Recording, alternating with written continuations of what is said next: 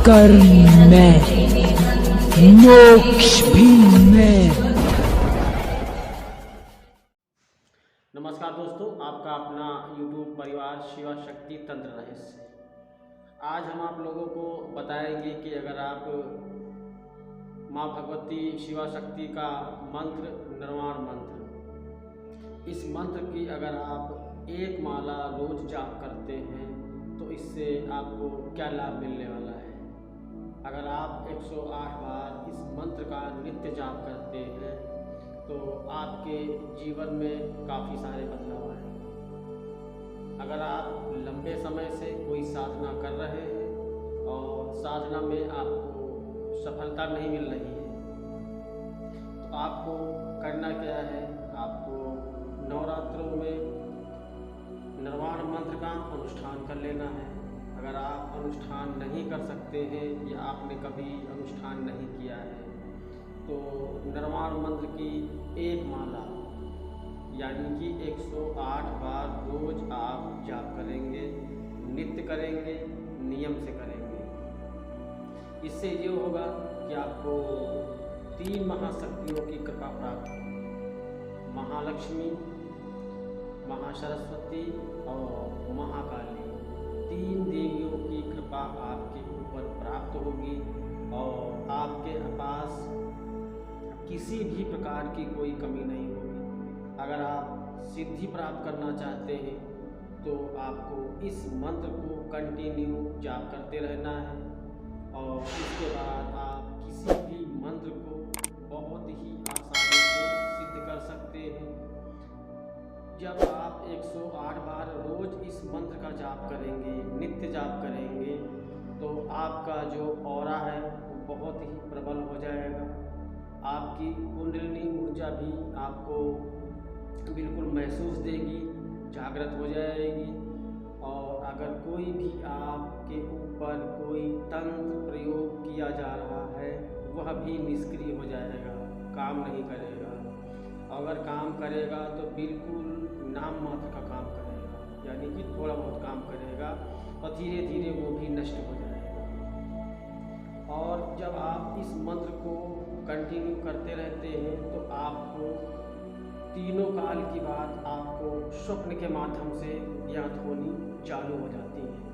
शुरुआती दौर में आपको स्वप्न के माध्यम से ज्ञात होगा, लेकिन फिर धीरे धीरे बैठे बैठे आपको आसन पे ही ज्ञात होना स्टार्ट हो जाएगा। इस मंत्र के कई सारे फायदे हैं और इस मंत्र को करने वाले के पास कभी भी कोई परेशानी, रोग, बीमारी नहीं आती। और जब आपका तपोबल बढ़ जाता है तो आपके सामने छोटी मोटी सिद्धियाँ और योगनियाँ, यक्षणियाँ आनी चालू हो जाती हैं और आपको बगैर पूछे कुछ न कुछ स्वप्न में बताना चालू कर देती हैं। अगर आप शेयर मार्केट से जुड़े हैं तो शेयर मार्केट की कुछ खबरें आपको स्वप्न के माध्यम से बताई जाती हैं। अगर आप पेशे से साधक हैं, तांत्रिक हैं तो आपको कुछ गुप्त मंत्र और विधान भी आपको बताए जाते हैं। तो निर्वाण मंत्र के काफ़ी सारे फायदे हैं, बशर्ते आपको पूर्ण श्रद्धा होनी चाहिए, पूर्ण विश्वास होना चाहिए, पूरी ईमानदारी से आप मेहनत करते रहें।